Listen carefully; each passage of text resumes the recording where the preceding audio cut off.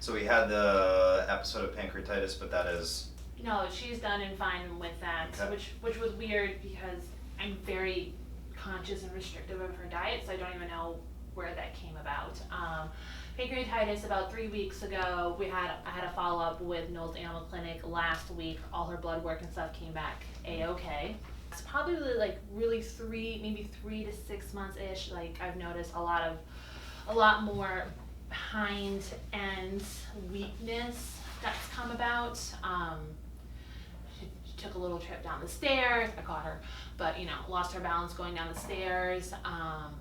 She'll lose her balance often when doing her business outside, squatting position. She'll like miss a leg or she can't get back up as quickly. So I've noticed that in the last couple of months. It's starting to catch up with her a little bit.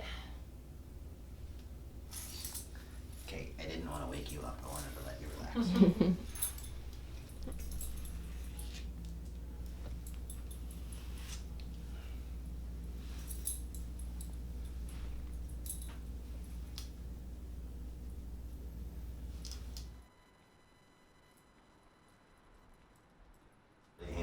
Is the problem a neurological one or not? And I'm not entirely sure if it's neurological, just because her exam's relatively normal. Outside of scuffing her toe, when she walks, I'm not seeing anything that says there's obviously a neurological problem. But we can at least talk about what are the neurological things that I see that can cause rear limb weakness, incoordination, stumbling over, falling over. In theory, if it were something like a back problem or a spinal cord problem, the things that we think of are things like slipped discs, we think of things Right. like tumors, we think of things like degenerative myelopathy. Degenerative myelopathy just means degeneration of the spinal cord. It classically causes rear limb weakness, usually the front limbs are normal. We see it in older dogs. I usually don't see it in greyhounds, so it's not real high on my worry list for her. But things like tumor, slip disc, sure. Your description of the falling backwards and falling over are more suggestive of a balance problem. I'm not seeing any evidence of that on her exam right now. She doesn't have a head tilt. She walks relatively well. She's not stumbling to the side. She does not have any abnormal eye movements, what we call nystagmus. Many times dogs that have balance problems, if they shake their head like the way that she did, they'll kind of fall flat out.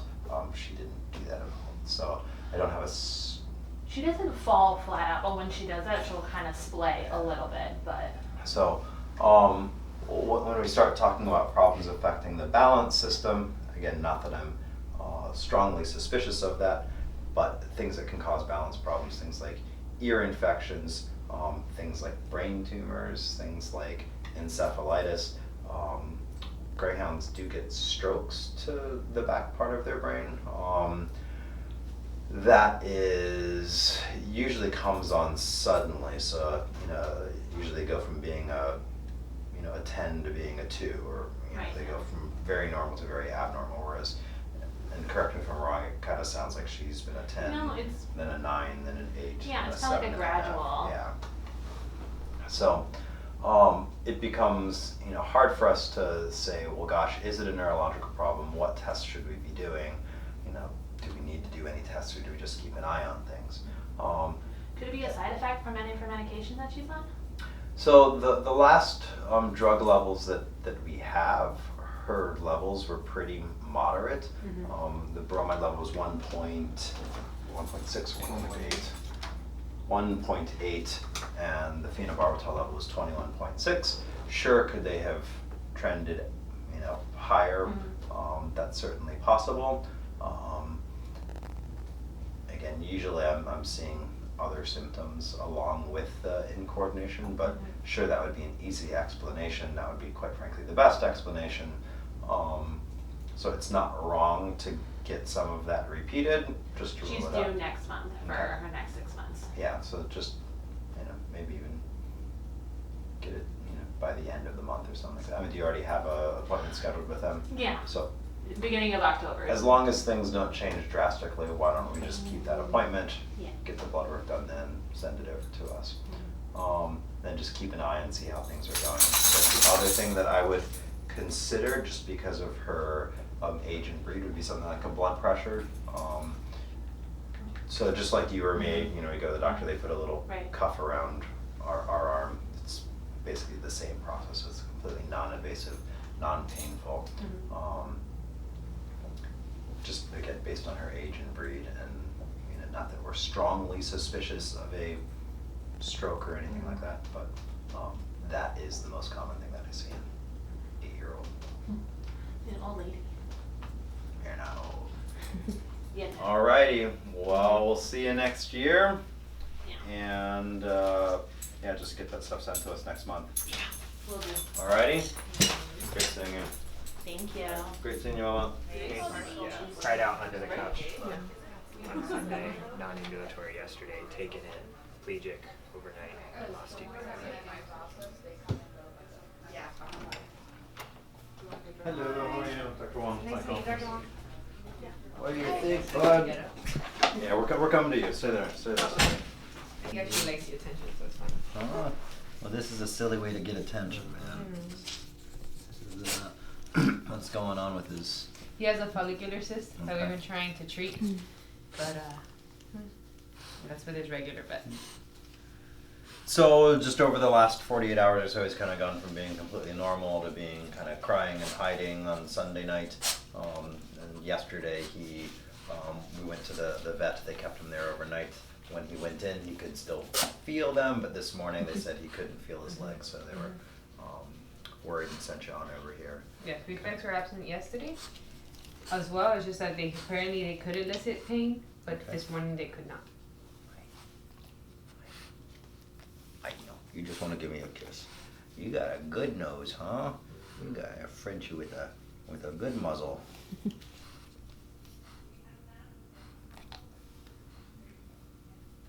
What do we do? What is that?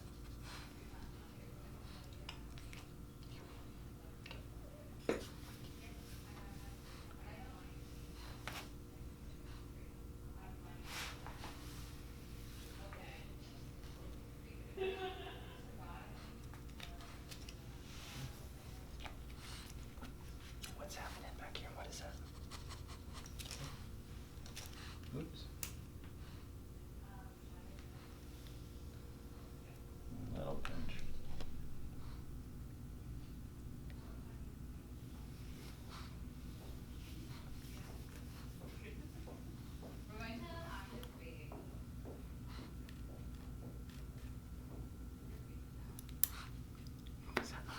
So he has a neurological problem, so this isn't a heart problem or a knee or hip problem.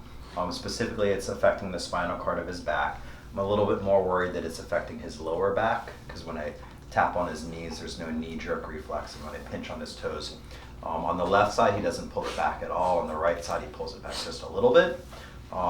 So when we see those things of not having reflexes, it doesn't make it better or worse. It just suggests that the problem's in the lower back as opposed to the mid back. Whenever a dog's having a hard time walking, the next thing we try and say, or the first thing we try and say is it a neurological problem? And we said, yes, it is. The second thing we try and say is, where is it? And we think it's in his lower back. The third thing we try and say or determine is, how bad is it, or how severely is he affected? And on a scale of 1 to 5, with 5 being the most severe, he's a 5. So category 1 is when you can, when you're just painful. So you're walking around, but it hurts. You know, Saturday or Sunday night when he cried out. Category 2, you're able to walk, but you're incoordinated or wobbly in your back legs. Category 3, you cannot walk, but you can still move your legs. Category 4, you cannot move your legs, but if I pinch on them, you still feel them. And category 5, what we call no deep pain, is when I pinch on your toes, you don't feel it. So pinching on it and there being a little bit of pulling back doesn't count. What we're looking for is we pinch it and he turns and he says, ouch, that hurts. So he's not doing that. So unfortunately that puts us in lower percentages of fixing it. If he was a category 1, 2, 3, or 4, we'd feel pretty confident, hey, 95% chances that if it's a slipped disc, we're gonna fix it. Since he cannot feel his legs, we only have about 50% chances of fixing this. And when I fix, I mean, walking comfortable, pooping, peeing, etc. That's assuming it's a slipped disc, which is the most likely thing. There are other things that can cause these exact same symptoms in a French Bulldog. Tumors, meningitis, strokes, but number 1, 2, 3, and 4 on our worry list is a slipped disc at this point. If it's a slipped disc, 50% chances that we regain the ability to walk. It's not like overnight we do surgery and he's walking tomorrow. It will take time. Every dog's different, but the first thing we need to see is, does he regain feeling? Does he go from a 5 to a 4? If that happens, it usually happens within 2 weeks. I give it 4 weeks just because I've had a couple dogs that couldn't feel it 2, but could feel it 4. So hopefully it's faster, but that's kind of our, one of the lines in the sand of, does he regain feeling or not? I know Dr. Adams talked to you a little bit about myelomalacia. Myelomalacia literally means softening of the spinal cord or dying of the spinal cord. For lack of a better term, it's a chain reaction that happens in the spinal cord when there's a severe injury that kind of goes up the spinal cord and down the spinal cord. It happens in dogs that are category 5. So dogs that are category 1, 2, 3, we don't worry about it. Dogs that are category 5, there's about a 10 to 15% chance of developing that. That can develop anywhere within the first week of the injury, whereas if we're going to have even those 50% chances of fixing him, this is something that we want to be doing today. We want to be doing this as soon as possible. So there is the scenario that we do an MRI, we find a slipped disc, and we go in and we do surgery, and surgery goes great, and come Thursday, Friday, something like that, we're calling and saying, oh gosh, he seems to be showing symptoms of myelomalacia, and it's usually fatal. We usually have to put them to sleep if they develop that. So we don't want that to happen. I don't think that's going to happen, but any dog that's category 5, we always bring that up because there's about a 10 to 15% chance. French Bulldogs have just a little bit higher likelihood of that happening than the other dog population. As soon as possible. We'll call you when we're done with the tests. Once we're done with tests, we'll call you and let you know what we found. Assuming it's a slipped disc, we'll call you after surgery as well. Most dogs stay here about a week, just because we need to watch them for that myelomalacia. Okay. We'll get them all checked in. Dr. Adams has some paperwork we'll go over, and we'll talk to you soon, okay? Thank you. Got it. So Bella was showing some signs of back pain, and Dr. Bosco took a look, prescribed some medications, and things seem to be improving. Yeah. Okay. What do you think? Can I take a look? Hey, Bellaby.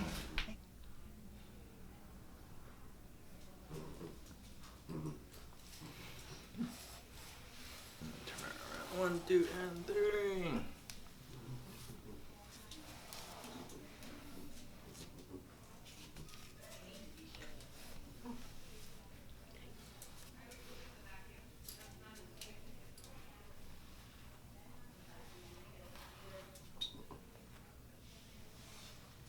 Yeah, I think this is a relatively reasonable plan. She looks pretty good. She's not acting like she's super painful. She seems to be responding to medications. My understanding is you're heading out of town, your daughter's getting back in town, so I don't think we're in a position that we need to make an urgent decision, without her being in town. So I think it's reasonable for us to do strict rest and medications. We just keep her like on the short space, and because for example this morning she she started playing with her and she was a little active, so maybe Yeah, we want to discourage that, at least for the time being. Just it's one of these things that you get excited because she's feeling better, but and then it gets, but that's the thing that can make her worse. As hard as it is, if she's feeling better, we still want to not let her play or anything like that. okay, Alrighty. okay. All right. Very nice meeting you. Hey, thank you, nice to meet you. All right. All right. See you, kiddo. Bye. Bye, you.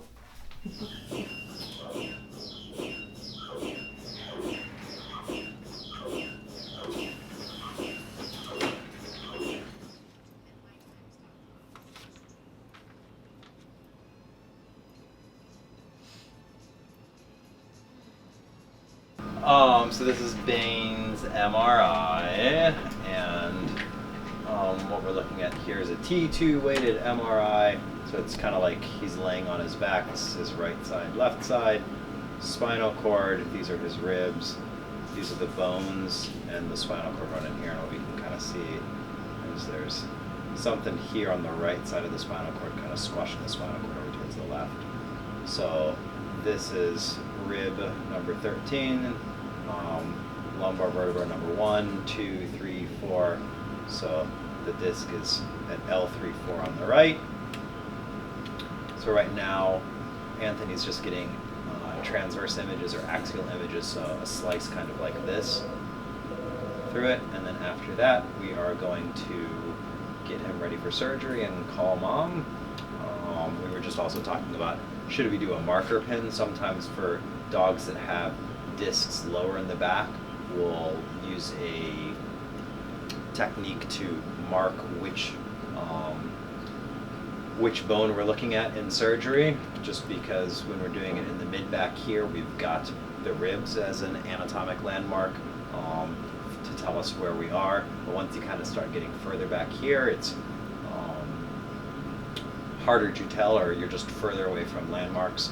But what we're going to do is, instead of doing the marker pin, we're just going to make a longer incision for Bane so that we can do a preventative procedure on the other disc sites in his back, because he's a young French Bulldog and he is going to be predisposed to having other disc problems in the future.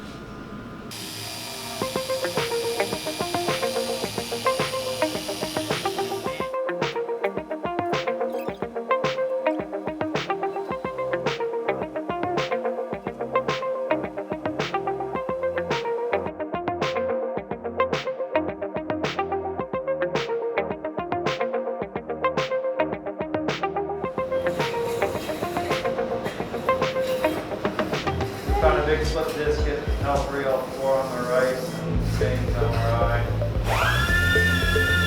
We're doing surgery now. We have about a 50% chance of regaining the ability to walk. It's going to take time.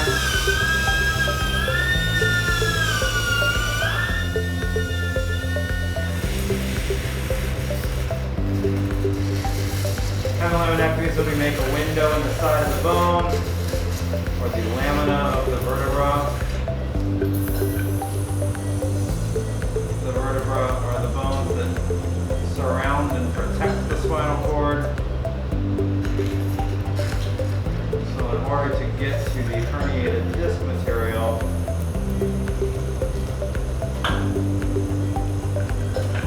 we need to do a laminectomy.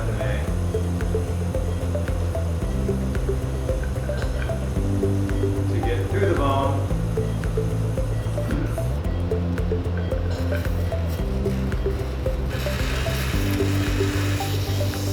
We'll do one nice rinse before taking off the last inner shelf of the bone. You can kind of see through here, already broken through there. You can see it's kind of purplish behind there. I suspect it's going to be a bunch of hemorrhage, disc material.